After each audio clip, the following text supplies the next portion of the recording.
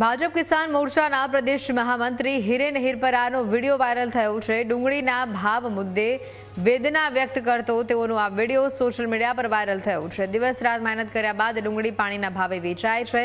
ખેડૂતોની વેદનાને રજૂ કરવા માટે ભાજપ આગેવાને ખેડૂતોની વેદનાને વાચા આપવા ડુંગળીના ખેતરમાં જ વિડીયો બનાવ્યો હતો।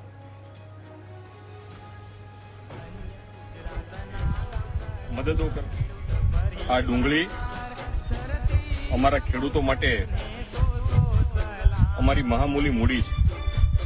એટલા માટે કે આના ઉપર અમારે આખું વર્ષ એ ગુજરાન ચલાવવાનું છે, ઘર પરિવાર ચલાવવાના છે, નાની મોટી મદદો કરવાની છે, પરિવારના જે સપનાઓ છે સપનાઓ પૂરા કરવાના છે।